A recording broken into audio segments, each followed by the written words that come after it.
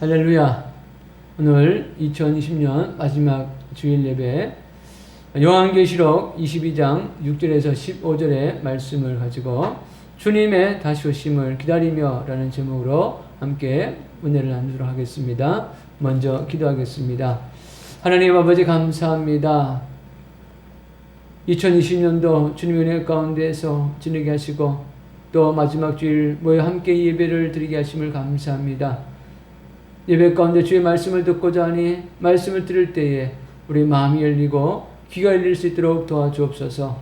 말씀을 전하는 부족한 종 주님께서 그 입술을 주장하여 주셔서 온전히 주의 말씀을 전할 수 있도록 주님 도와 주시옵소서. 감사하며 예수님의 이름으로 기도드립니다. 아멘. 2020년이 시작한 지가 어제 같은데 벌써 2020년의 끝자락이 보이고 있습니다. 생각해보면 모든 것이 하나님의 은혜였습니다. 욥기에 보면 사단이 욥에 대해서 하나님께 이렇게 말하는 것이 기록되어 있습니다. 주께서 그의 집과 그의 모든 소유물을 울타리로 두르심이 아니니까. 주님께서 욥과 그의 집과 그의 모든 소유물을 울타리로 둘렀다는 겁니다. 그러니까 사단이 욥을 해방하고 싶어도 망하기 싶어도 할 수 없었던 것이 하나님이 그 욥의 가정을 지켰다는 것이죠. 그 말씀처럼 2020년 주님께서 우리와 우리의 집과 우리의 소유와 또 우리 교회를 울타리로 둘러주신 줄을 믿습니다. 그 은혜가 또 2021년에도 함께한 줄을 믿습니다. 오늘 2020년 마지막 주일 예배를 드리면서 나눌 말씀은 요한계시록의 마지막 부분입니다. 또한 성경의 마지막이기도 합니다. 성경은 창세기 1장 1절 태초에 하나님이 천지를 시작하시니라 라고 말씀을 하고 있습니다. 또 요한계시록 22장 21절 주 예수의 은혜가 모든 자들에게 있을지어다 아멘으로 끝이 납니다.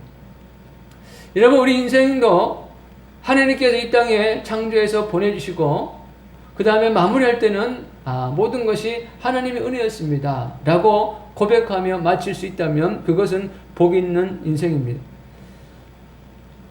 여러분, 성경이 창세기에 시작해서 요한계시로 끝나는 것처럼 우리 인생도 시작이 있고 끝이 있습니다. 마찬가지로 이 세상도 시작이 있고 반드시 끝이 있습니다. 그런데 많은 사람들은 자기에게 찾아올 그 끝, 죽음을 많이 생각하지 않는 것을 봅니다. 우리 주변에서 누군가가 코로나 걸렸다 그러면 나도 코로나 걸리면 어떻게 하지? 라는 불안감이 있는데 누군가가 갑자기 세상을 떠났음에도 불구하고 누가 돌아가셨대. 그리고 말아버려요. 나도 그렇게 갑자기 세상을 떠날 수 있구나는 것을 깊이 생각하지 않는다는 것이죠. 여러분, 세상에 태어난 사람은 반드시 한 번은 죽음을 맞이할 수밖에 없습니다. 여러분, 이 죽음의 문제를 해결할 수 있는 유일한 분은 예수 그리스도밖에 없습니다. 어떤 분은 그렇습니다. 왜 자꾸 예수만 얘기하냐? 세상에 다른 많은 종교들도 있는데 왜 예수만 구원이 있다고 얘기하느냐? 라고 말을 합니다. 그러면 질문합니다. 그럼 세상에 있는 많은 종교의 그 종교 창시자가 또는 종교의 그 지도자가 죽음의 문제를 해결했느냐? 아니라는 거죠. 죽음의 문제를 해결하신 유일한 분은 예수 그리스도밖에 없기 때문에 예수 그리스도가 죽음의 문제를 해결했습니다 라고 말을 하는 것입니다. 우리 인생에서 죽음이 찾아오듯 이 세상에도 죽음은 찾아옵니다. 이 세상의 죽음은 흔히 멸망이라고 말합니다. 또 종말이라고 말합니다. 그러나 우리 그리스도인에게 있어서 세상의 죽음은 절망이나 멸망이 아닙니다. 새로운 소망입니다. 왜냐하면 하나님께서 이 세상을 재창조하시기 때문입니다. 그래서 우리 그리스도인들은 그 소망 가운데 살아가는 것입니다.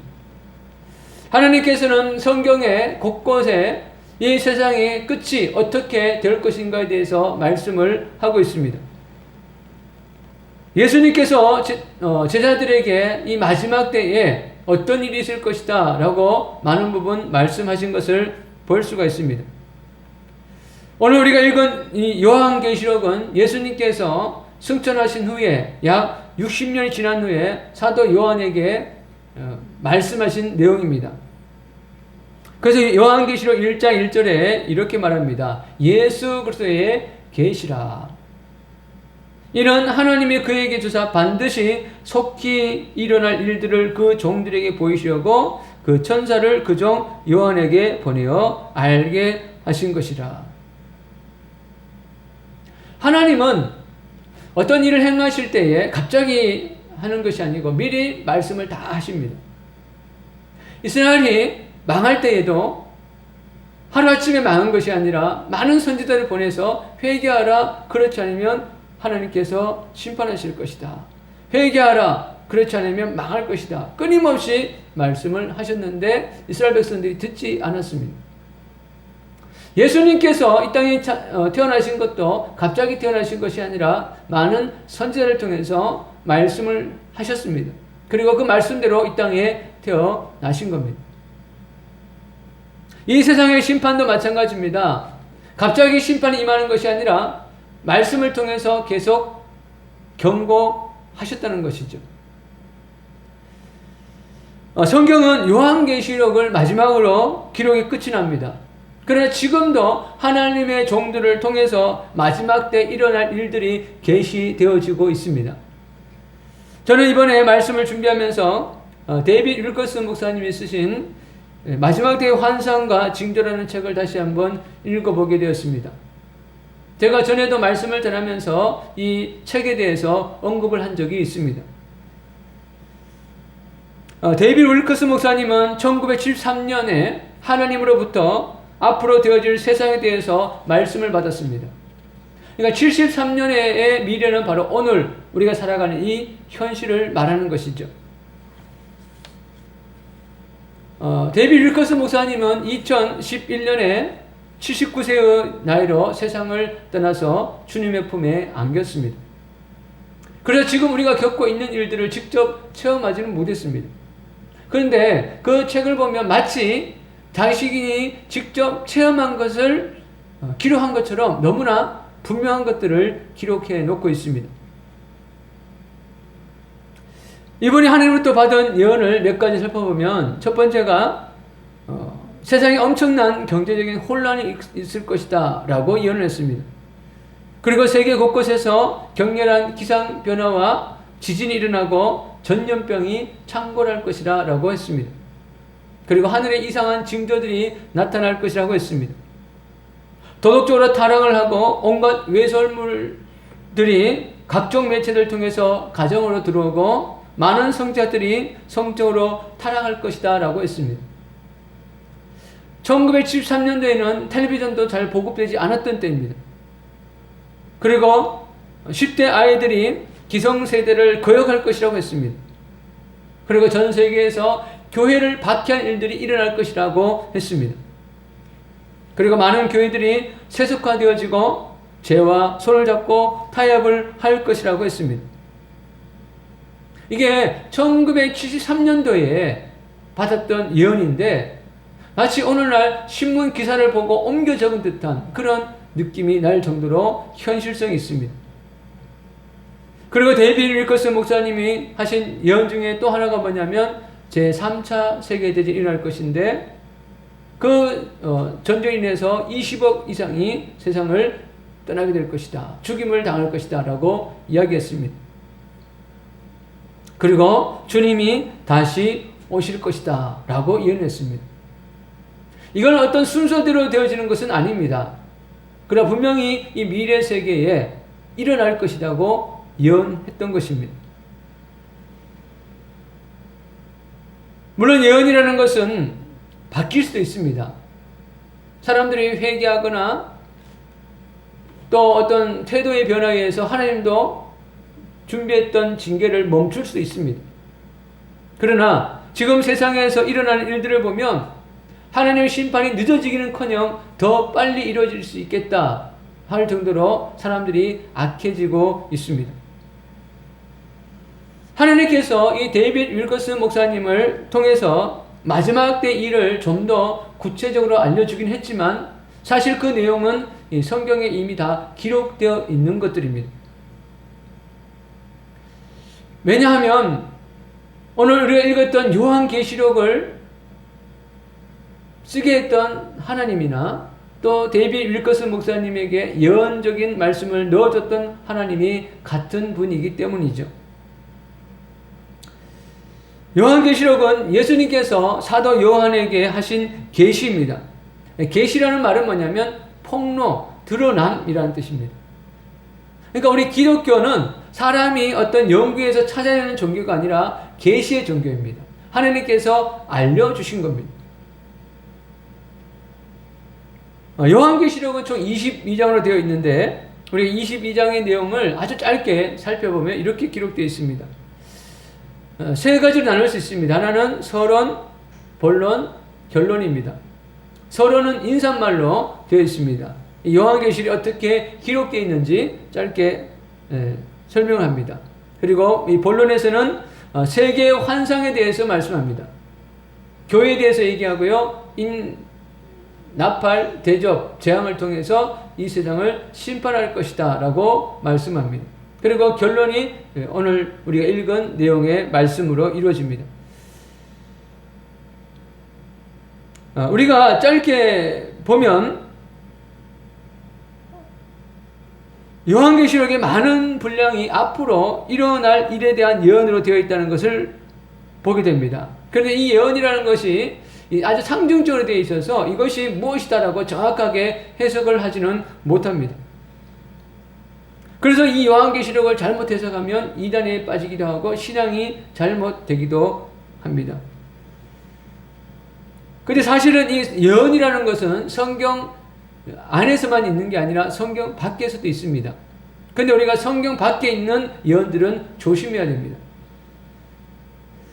어떤 예언가들의 예언은 신뢰성이 있어서 사람들이 그 사람이 무엇을 말했는가에 대해서 주목하기도 합니다.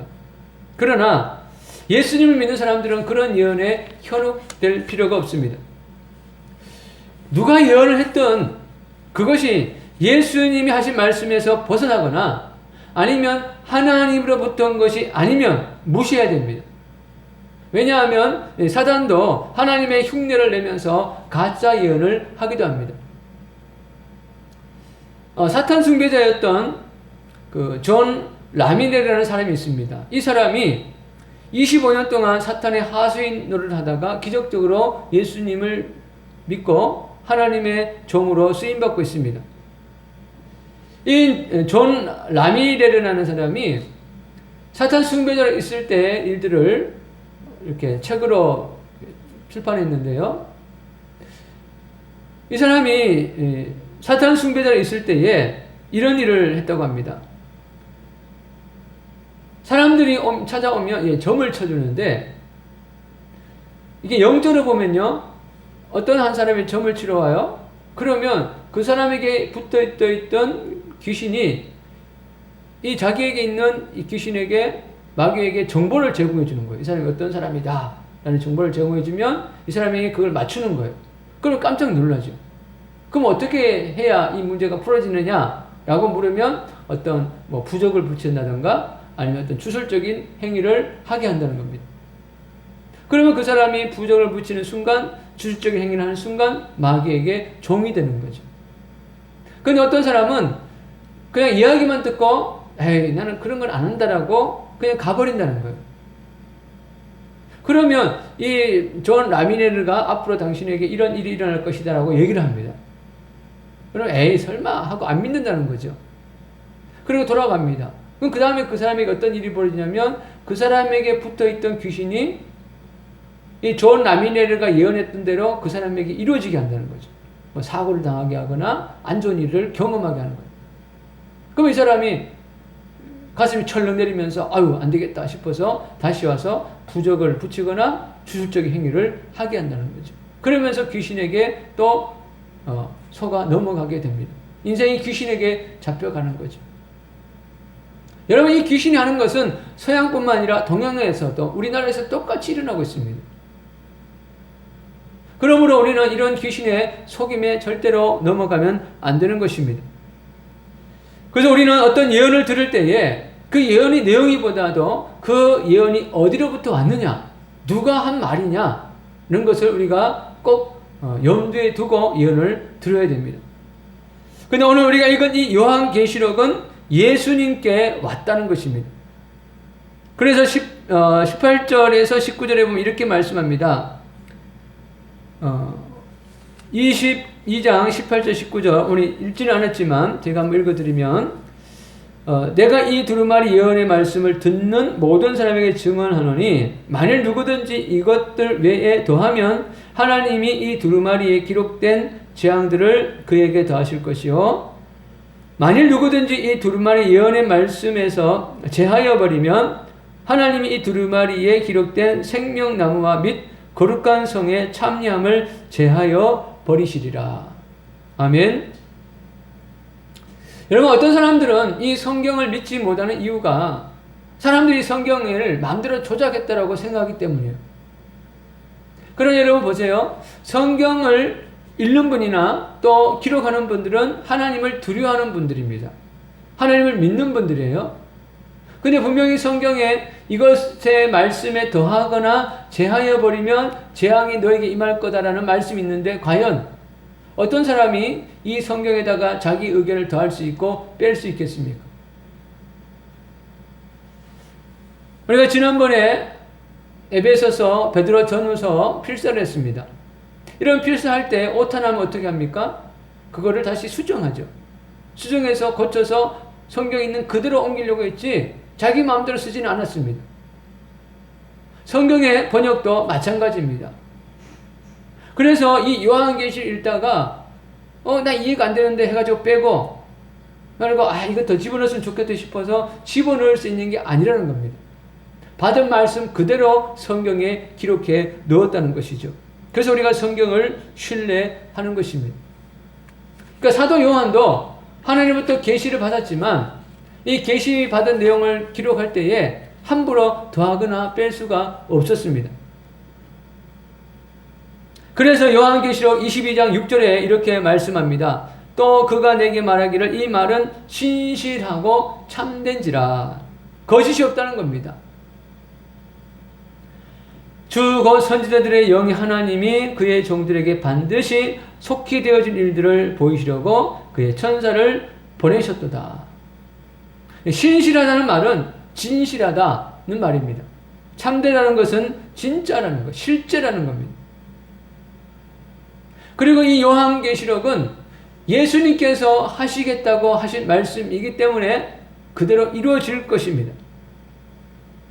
근데 예수님 하신 말씀에 아주 중요한 말씀이 있어요. 우리 7절입니다. 7절에 이렇게 말씀합니다. 보라, 내가 속히 오리니 이 두루마리 예언의 말씀을 지키는 자는 복이 있으리라 하더라. 아멘. 예수님이 속히 온다는 겁니다. 또 11절에도 말씀합니다. 보라, 내가 속히 오리니. 예수님이 다시 오신다는 것은 초대 교회부터 지금까지 교회가 가지고 있었던 아주 중요한 신앙 고백입니다.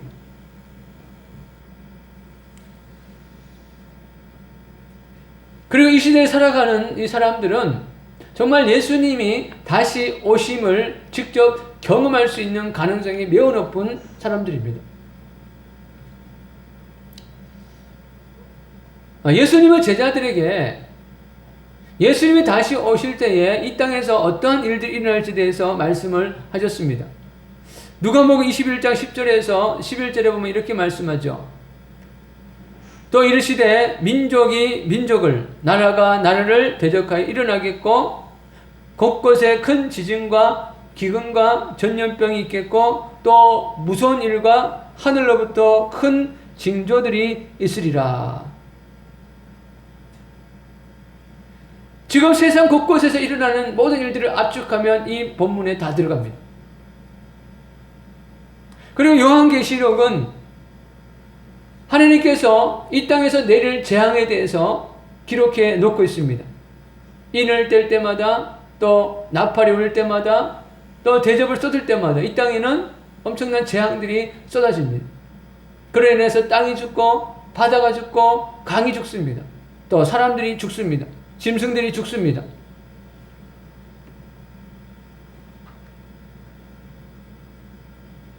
여러분, 지금 세상이 어떻습니까? 코로나19의 전염병이 퍼져가고 있습니다. 또 최근 여러 나라에서 하늘에서 불덩어리가 떨어집니다. 그 원인을 알 수가 없습니다.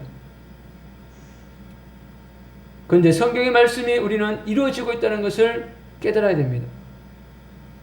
그런데 오늘 우리가 읽은 말씀 중에서 주목해야 될 말씀이 있어요. 바로 11절의 말씀입니다. 우리 22장 11절 제가 봉독해 드리도록 하겠습니다. 자, 불의한 자는, 불을 행하는 자는 그대로 불의를 행하고, 더러운 자는 그대로 더럽고, 의로운 자는 그대로 의를 행하고, 거룩한 자는 그대로 거룩하게 하라.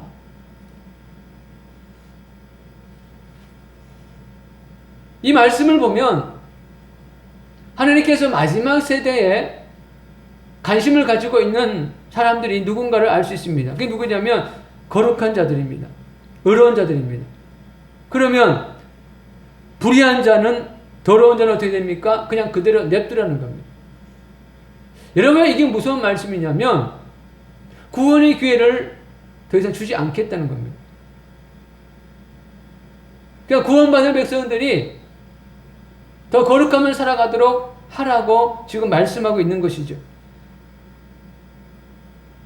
저는 이 말씀을 보면서 지금 이 세대가 바로 그런 시대가 아닌가라는 생각을 합니다.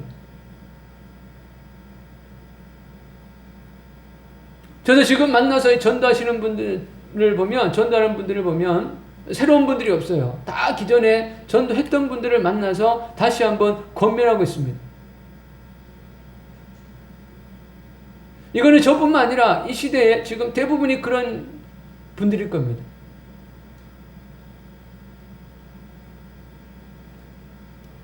하나님 왜 불의한 자를, 더러운 자를 그대로 두라고 하셨을까? 이미 많은 기회를 주었기 때문입니다. 그리고 또 때가 찼기 때문입니다.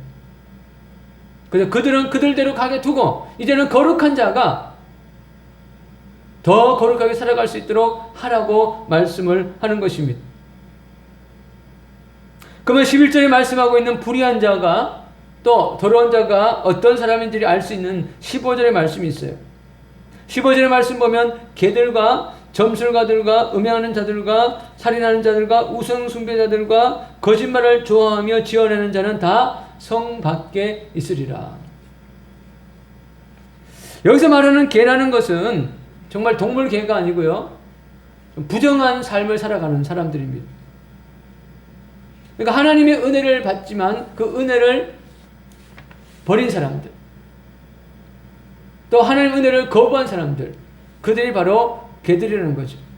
그럼 여러분, 우리가 이 말씀 읽을 때에 누가 개지? 누가 개일까? 이렇게 질문해야 될 게 아니고, 혹시 나는 개 같은 삶을 살고 있지 않는가? 질문해 봐야 된다는 거죠.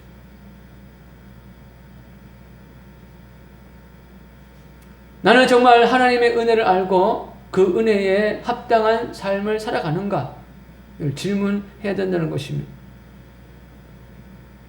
개들과 점을 치는 자들과 음행하는 자들과 살인하는 자들, 또 우상숭배자들, 거짓말을 좋아하며 지어내는 자들, 이 사람을 한마디로 말하면 사단의 종노릇 하는 사람들입니다. 사단의 종노릇을 하는 사람들은 결국 성 밖에 있게 될 것이다 라고 말씀을 하는 겁니다. 그리고 14절에 보면 의로운 자가 누구냐를 말씀합니다.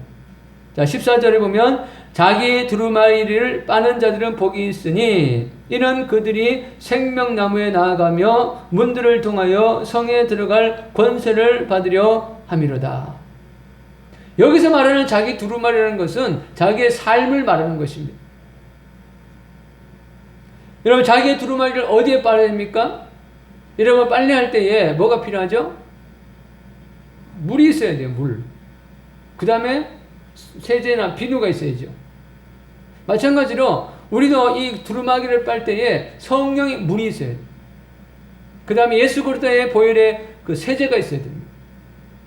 그러니까 성령 안에서 예수 그리스도의 십자가의 피로 우리의 삶을 날마다 회개하며 씻어야 됩니다. 여러분, 우리가 세상을 살다 보면 우리 영혼이 더럽혀진 것들이 얼마나 많습니까? 우리 보는 것들, 또 듣는 것들, 세상에서 느껴지는 것들이 다 우리 영혼을 더럽게 한 것들이 많아요.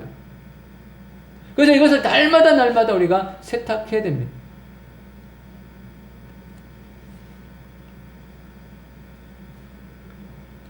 우리가 2020년을 보내면서 그냥 보내면 안 됩니다. 2020년 동안 묻어왔던 모든 죄들, 모든 더럽혀졌던 것들을 예수 그리스도 은혜 안에서 오늘 예배드리며 다 씻어내시고 2020년 깨끗한 옷을 입고 주님을 맞이할 수 있는 은혜가 있기를 축원드립니다. 여러분, 우리가 세상을 살다 보면 우리가 얼마나 더러운지 몰라요. 왜? 지금 세상은요, 웬만한 죄를 지어서는요, 자기가 죄인인지 몰라요. 그러나 우리가 말씀을 보고 기도를 하면 정말 우리가 많이 더럽혀져 있구나 하는 것을 깨닫게 됩니다. 그래서 우리가 오늘 말씀을 보고 기도할 때 우리가 깨달아지고 그것이 예수 앞에서 회개되어지고 해결될 수 있는 은혜가 있기를 소망합니다. 여러분, 우리가 믿음 생활하면서 더럽혀진 옷만 보면 우리는 자꾸 낙심이 돼요. 그러나 우리가 봐야 될 것은 더럽혀진 옷을 볼 뿐만 아니라 이 옷을 깨끗하게 할 수 있는 주님을 바라봐야 합니다. 그 아이들이 그러잖아요. 아이들이 더럽힌 옷 보면 그것 가지고 뭐예요? 부모님께 빨아달래요. 자기들이 빨 수 없으니까 부모님께 빨아달래요. 그러면 또 부모님이 그거 빨아줍니다. 여러분, 우리도 죄는 우리가 지을 수 있는데요, 이 죄의 문제를 우리가 해결을 못해요. 그래서 사람들이 죄책감에 시달리고요, 우울증에 시달리고요, 또 사단의 그 죄로 인해서 사단의 종이 되어버립니다. 그 사람은 이 죄를 지을 수 있는 능력은 있어요. 죄인이기 때문에. 그러나 죄를 해결할 수 있는 능력이 없어요. 이 죄를 해결할 수 있는 능력은 예수 그리스도밖에 없습니다. 그래서 우리는 죄를 보고 그 죄를 주님께 가져가서 씻어야 된다는 것이죠. 이것이 주님 볼 때의 의인입니다.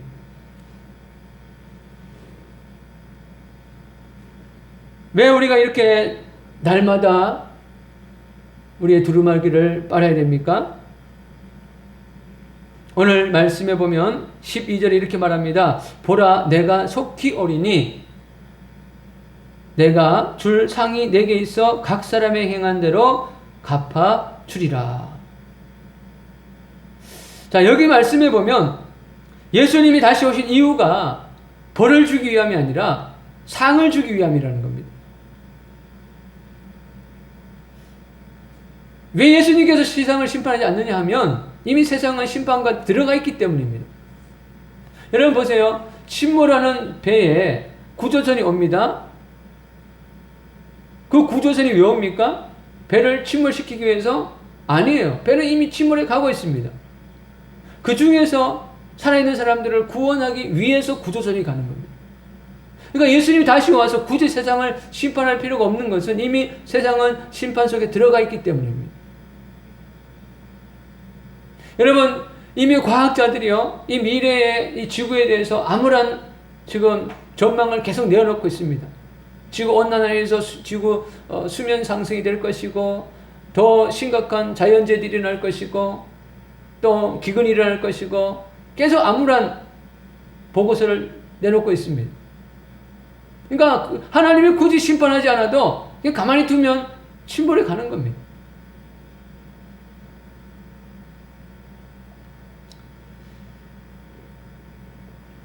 그래서 주님이 다시 오시는 것은 믿는 자들을 구원하고 그들에게 상을 주기 위해서 오신다는 것입니다. 여러분, 우리가 2020년 마지막 주일 예배를 드리면서 꼭 기억이 될 것은 뭐냐면 주님이 곧 다시 오신다는 거예요. 어떤 사람은 그럽니다. 아유, 이게 벌써 언제부터 한 얘기인데. 또 과거에 잘못된 종말론에 인해서 모든 거 사회 활동 그만두고 어디 모여가지고 기도하다가 몇 월 며칠 주님 오신다 했다가 해프닝으로 끝난 경우도 있습니다. 근데 그것은 완전히 잘못된 것이죠. 그럼 여러분 기억하세요. 만약에 우리가 주님이 곧 오실 거라고 생각을 하고 날마다 우리 두루마기를 빨고 정결함을 삶을 살다가 주님이 안 왔어요. 그래도 우리가 후회할 건 없습니다. 왜냐하면 깨끗한 삶을 살았기 때문에. 그러나 에휴 이거 뭐 언제부터 한 얘기인데 뭐 주님 오시겠어? 라고 생각하고 그냥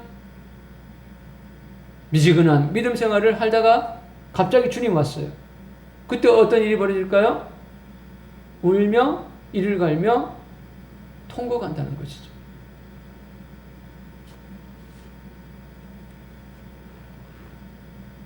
한때는 잘못된 종말론으로 인해서 교회가 종말 자체를 얘기하지 않았습니다. 재림 자체에 대해서 별로 얘기하지 않았어요.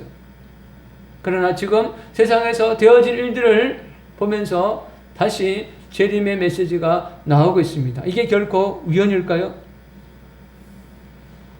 여러분 우리가 이 말씀 주님이 곧 오신다는 말씀을 기억하면서 2020년을 보내고 또 2021년을 맞이해야 될 줄을 믿습니다. 오늘 말씀을 마치면서 일제시대에 천황숭배를 거부하다가 순교하신 손양원 목사님의 고대가의 가사를 읽으면서 말씀을 마치고자 합니다. 낮에나 밤에나 눈물 머금고 내 주님 오시기만 고대합니다. 가실 때 다시 오마신 예수님, 오 주여 언제나 오시렵니까? 거적하고 쓸쓸한 빈 들판에서 희미한 등불만 밝혀놓고 오실 줄만 고대하고 기다리오니 오 주여 언제나 오시렵니까? 먼 하늘 이상한 구름만 떠도 행여나 내 주님 오시는가 해 머리 들고 멀리 멀리 바라보는 맘, 오 주여 언제나 오시렵니까? 내 주님 자비한 손을 붙잡고 면류관 벗어들고 찬송 부르면 주님 계신 그곳에 가고 싶어요. 오 주여 언제나 오시렵니까? 신부 되신 교회가 흰옷을 입고 기름 준비 다 해놓고 기다리오니 도적같이 오심하고 하신 예수님, 오 주여 언제나 오시렵니까? 천년을 하루같이 기다린 주님, 내 영혼 당하는 것 볼 수 없어서 이 시간 기다리고 계신 내 주님, 오 주여 이 시간 오시옵소서.